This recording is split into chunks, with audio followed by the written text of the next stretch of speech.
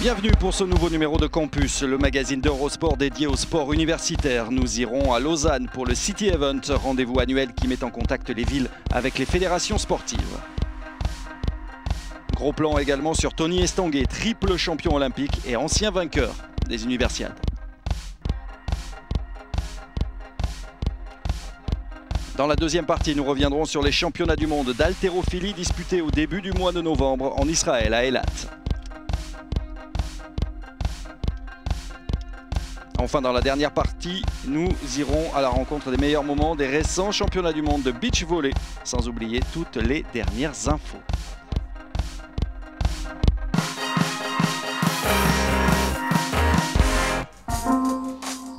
Lausanne, mi-novembre, c'est ici que s'est tenue la conférence annuelle City Events, organisée par la Fédération internationale du sport universitaire et JL Events.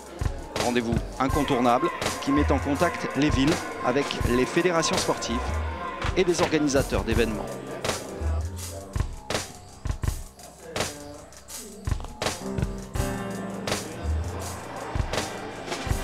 Il faut savoir que pour organiser un événement sportif, il faut également des villes ou des régions qui ont des infrastructures sportives. Et il est clair que c'est important de mettre ensemble ces villes, ces régions avec les fédérations sportives et de faire une plateforme d'échange pour ces partenaires. Un projet tel que les Universiades est une vraie opportunité pour les villes et les pays candidats.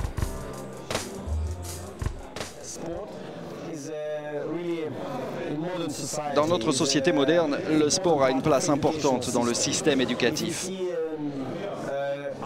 Aux États-Unis, en Asie, en Europe, chaque grande université a une vraie politique sportive avec des équipes, des compétitions.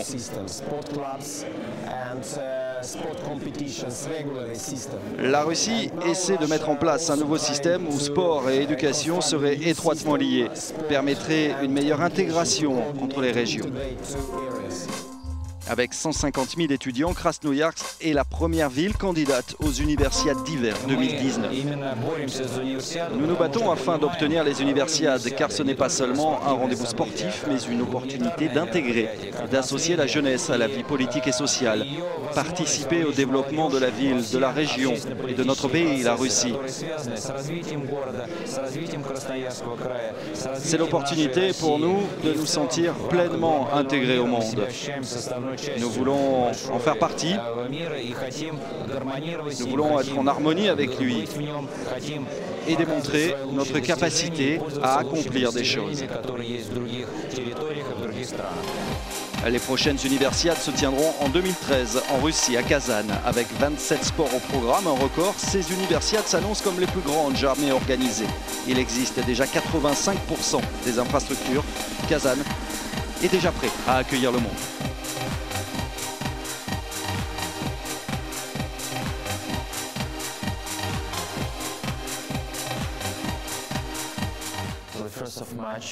D'ici le 1er mars 2013, le stade principal d'une capacité de 45 000 places sera terminé.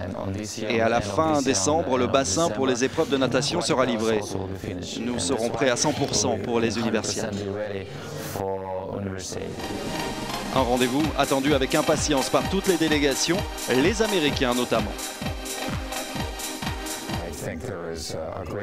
Nous y allons avec une grande curiosité car sincèrement la plupart des Américains ne connaissent pas cette ville.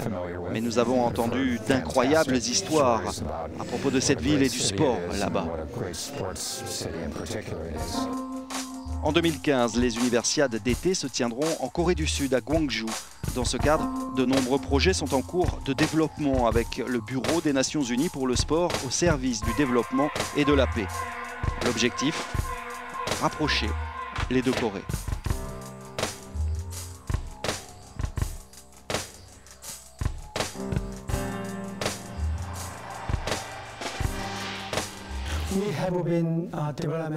Nous avons développé un projet afin de ne présenter qu'une seule équipe. C'est un programme avec les Nations Unies, un mouvement autour de la jeunesse sportive et la paix. Le but est de présenter une équipe de Corée unifiée pour la première fois dans l'histoire des compétitions pluridisciplinaires.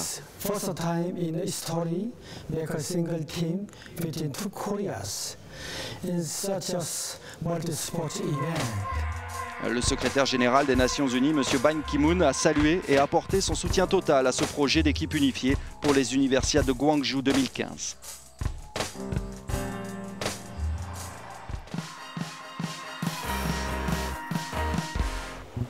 Cette semaine, nous sommes allés à Pau, dans le sud-ouest de la France, pour rencontrer le triple champion olympique de canoë et ancien vainqueur de la Coupe du Monde, Tony Estanguet.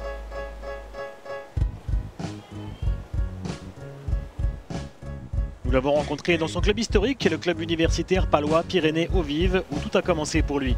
En 1998, Tony était étudiant à Toulouse à l'université Paul Sabatier, en STAPS, sciences et techniques des activités physiques et sportives, après 2 succès en Coupe du Monde en 1996 et 1997. Il a pris part en 1998 au championnat du monde universitaire à Metz. Ce titre de champion du monde universitaire en 1998, c'est mon premier titre international. Donc c'est un petit peu ce qui a lancé ma carrière. Mais c'est vrai qu'un titre, c'est un titre, quoi. Voilà, c'est l'épreuve d'un jour, bon, il faut être là. Et en plus, ce qui était intéressant à l'époque, en 1998, c'est qu'il y avait quand même 80% du plateau mondial qui était présent à ce départ de championnat du monde universitaire. Donc ça m'a lancé vers la préparation des Jeux de Sydney notamment. À côté d'Estanguet, le championnat du monde universitaire a toujours attiré en effet de grands noms dans ses listes d'engagés, notamment d'autres champions olympiques comme David Florence, les frères Horschorner ou Elena Kaliska.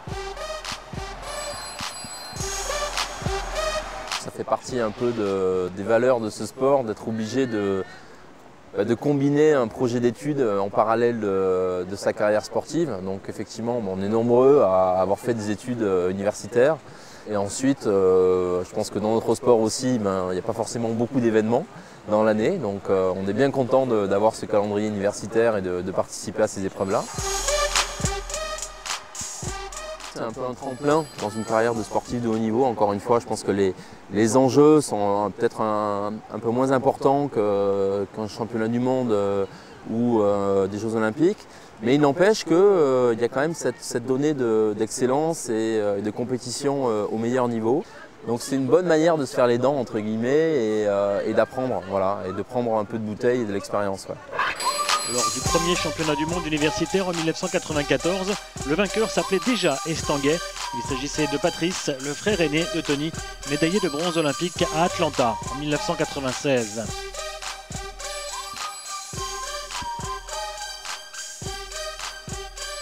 Une histoire de famille une fois de plus dans ce sport.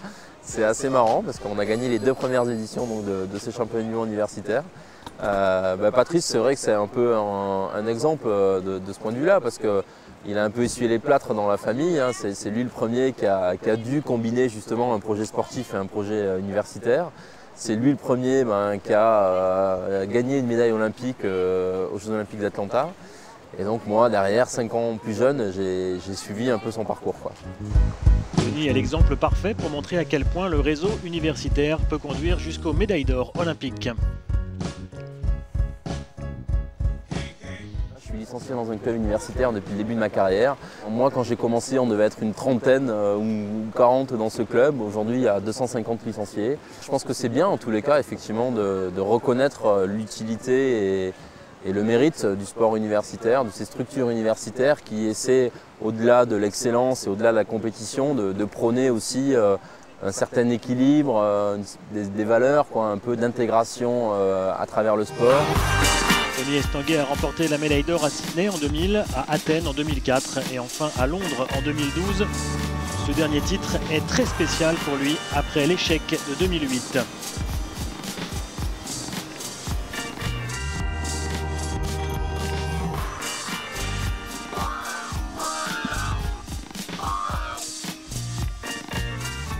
À Londres, c'est vrai qu'il résonne de manière très forte dans ma carrière parce que c'est un peu l'aboutissement effectivement d'une belle histoire. Après 4 ans de lutte pour revenir au meilleur niveau et l'échec de Pékin notamment qui a laissé des traces, on a l'impression d'être un peu dans un scénario de film, quoi, avec du suspense jusqu'au bout, des sélections difficiles et finalement voilà, une finale en apothéose à Londres. Donc ça reste un moment vraiment très très fort dans ma carrière.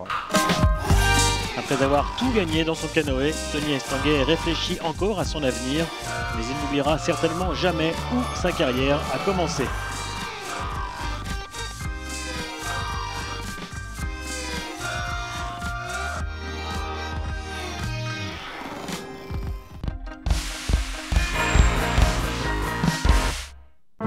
Sur la route du désert du Negev, sur les rives de la mer Noire à l'extrême sud du pays, Eilat est l'une des cités balnéaires les plus populaires d'Israël. Encerclée des deux côtés de la ville par les montagnes du désert, dans un panorama à couper le souffle, Eilat est devenue une cité des sports qui accueillait du 4 au 10 novembre la 3e édition des championnats du monde universitaire d'haltérophilie. Plus de 150 athlètes venus de 28 pays, âgés de 17 à 28 ans, ont participé aux épreuves. La rigueur, le sérieux, la discipline étaient de mise lors des sessions d'entraînement le matin.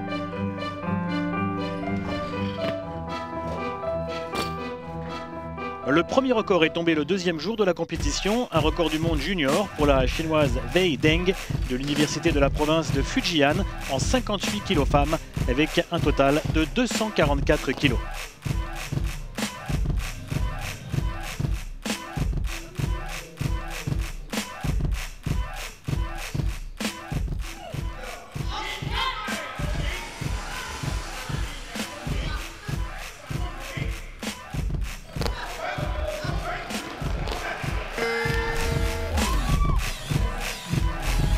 Je ne m'y attendais pas du tout. L'université arrange nos plannings pour nos entraînements, mais j'ai aussi du temps pour m'amuser.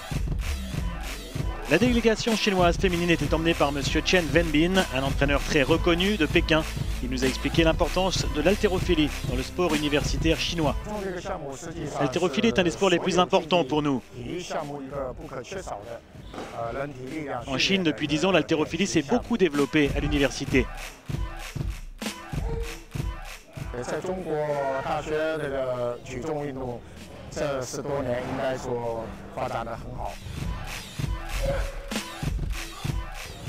C'est pour cette raison que nous aidons les étudiants à combiner leurs études avec l'entraînement. L'équipe chinoise a réalisé la meilleure performance de la compétition avec Meng Suping, étudiante au Sports Coaching College de Pékin et médaillée d'argent au championnat du monde 2010. Elle a établi un nouveau record du monde senior de l'épaulé jeté en catégorie des plus de 75 kg avec 188 kg.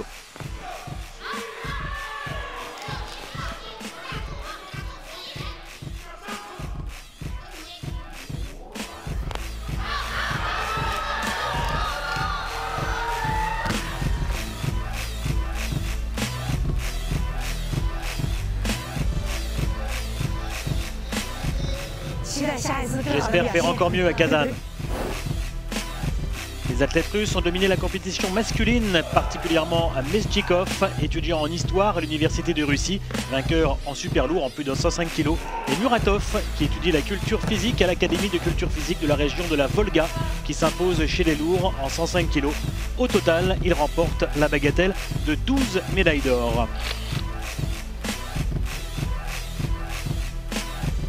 La Russie qui remporte donc ce classement des médailles devant la Moldavie et le Japon, la Corée du Sud et l'Arménie. Chez les garçons, chez les filles, c'est la Chine qui domine devant la Russie et Taïwan, a noté la 5e place du Brésil et la 6e des Américaines.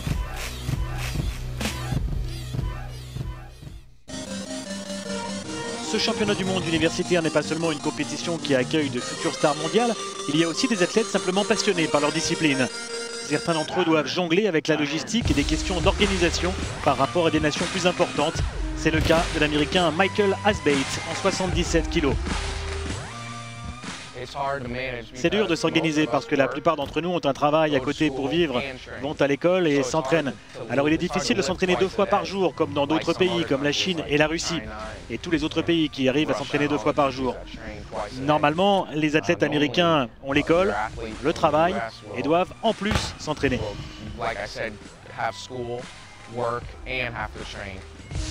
La Colombie était représentée par 3 athlètes, dont Jesus Martinez Castro, qui deviendra médecin cette année.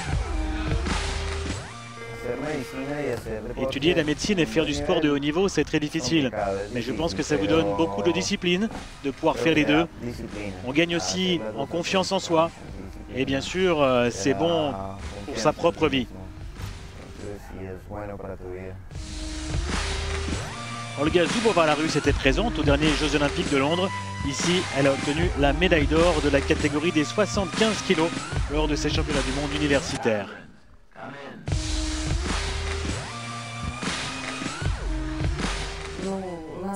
Nous pouvons nous entraîner 2 fois par jour et ces jours-là, nous n'étudions pas à l'université parce que nous n'avons pas assez de temps pour faire les deux. Les professeurs de l'université sont compréhensifs et si nous manquons des cours, nous pouvons les récupérer le jour suivant.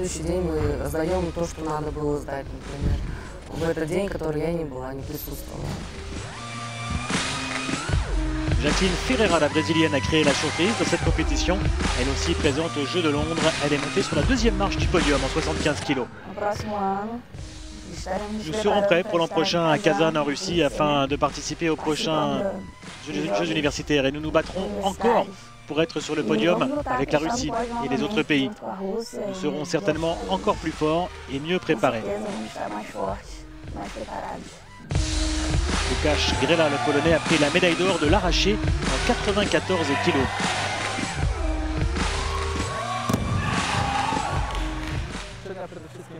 L'université m'aide à me développer intellectuellement. Quand je ne peux pas suivre mes cours à cause des compétitions, je présente mon emploi du temps à mes profs. J'ai aussi des bourses de la part de l'université pour mes bons résultats sportifs. En fait, je suis un programme universitaire personnalisé.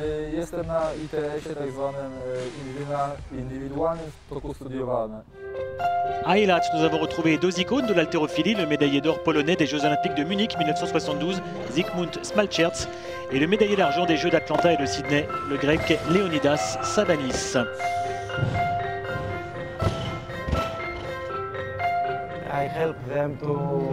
Je les aide en leur transmettant mon savoir et j'essaye de les faire profiter de mon expérience. Smalcer, de son côté, est l'entraîneur en chef de la délégation américaine.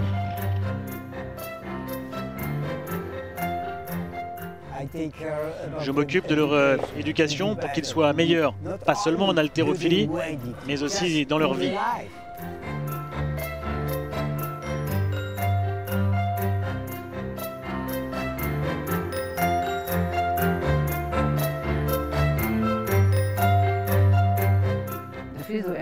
La FISU accueille l'haltérophilie et l'a intégrée à son programme de championnat du monde et nous sommes très heureux et fiers de cela. Et bien sûr, la fédération internationale reste très dédiée à ces championnats du monde.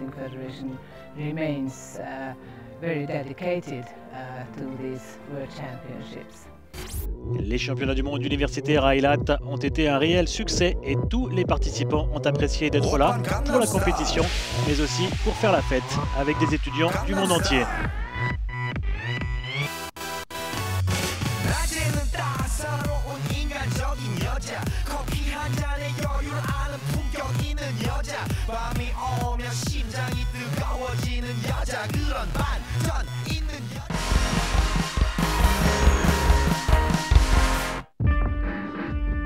Le bateau école Sedov qui transporte la lanterne avec la flamme de l'Universiade d'été 2013 se trouve à mi-chemin entre les côtes péruviennes et la Polynésie française. Le légendaire navire se dirige actuellement vers Papeete. Il aura parcouru en un mois 4350 milles nautiques. Le bateau terminera à son tour du monde en janvier à Vladivostok.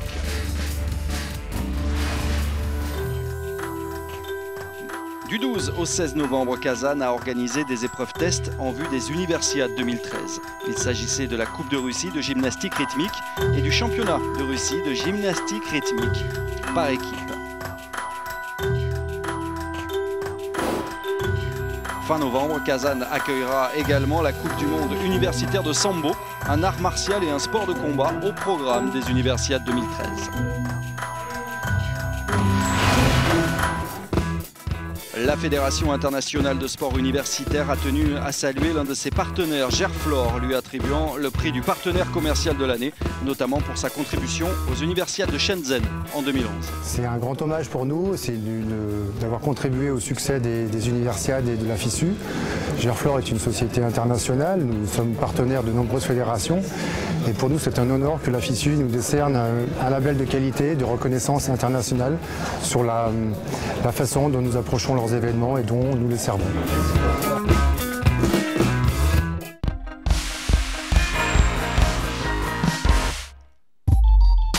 En 2009, Belgrade accueillait la 25e édition des Universiades d'été, une grande première pour la Serbie.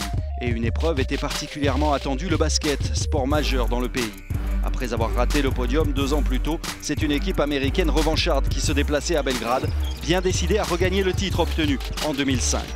Candidate également à la médaille, la Serbie entame parfaitement le tournoi avec des succès sur la Grèce, l'Australie et la Finlande.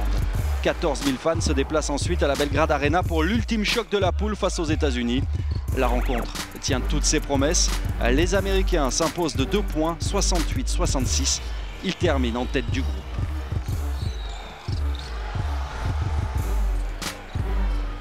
Mais pour les favoris, la route qui semblait toute tracée jusqu'à la finale va brutalement s'arrêter en demi face à la Russie au terme d'un incroyable renversement de situation. Un panier à 3 points de Chabalkin à 24 secondes de la fin anéantit des Américains battus 69-68. Le titre dans ces Universiades 2009 se joue entre la Russie et la Serbie.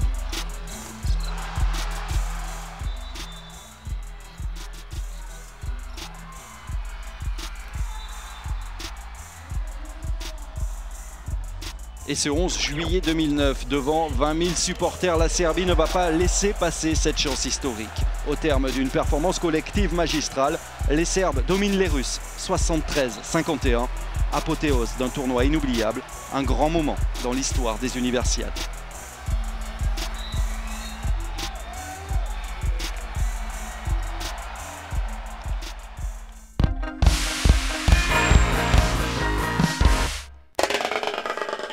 En septembre dernier, les plages brésiliennes de Maceió ont pris feu à l'occasion de la 6e édition des championnats du monde universitaire de beach volley.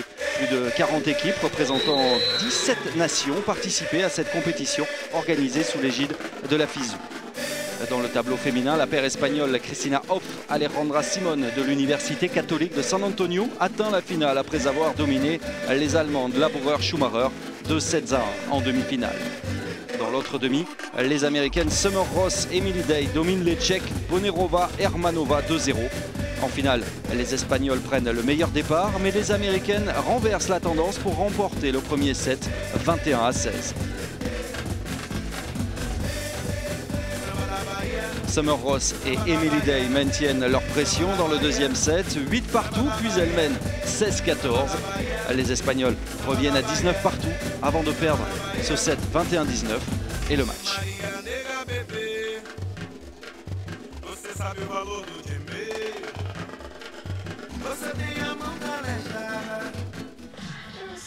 C'était tellement dur.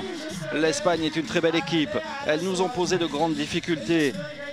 C'était génial de jouer ici. Émilie a fait un grand match, elle a bien servi, réussi de nombreux blocs, elle a fait un très gros boulot.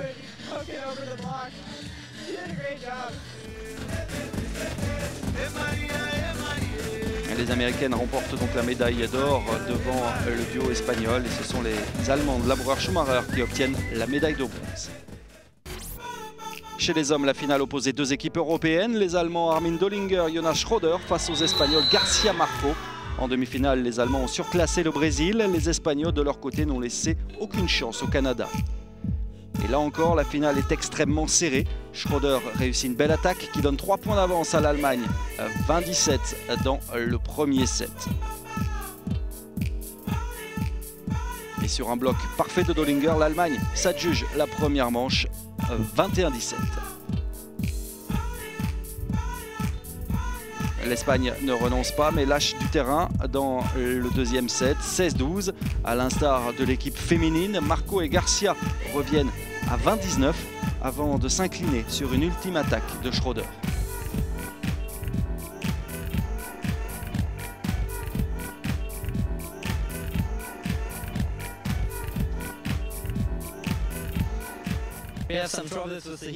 Allez, nous en sommes à 8 matchs avec la finale. Nous n'avons perdu qu'un match face au Canada et les 5 dernières parties étaient très dures. Mais nous sommes heureux. Les Espagnols étaient un peu plus puissants, mais nous avons fait un bon match.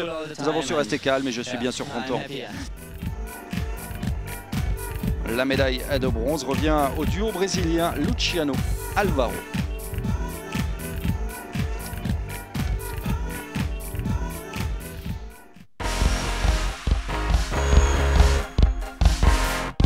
Ce numéro de campus est terminé. Rendez-vous pour un 5e numéro le mois prochain avec un gros plan sur la préparation des Universiades d'été 2015 en Corée du Sud à Gwangju. Nous reviendrons également sur les championnats du monde universitaire de badminton.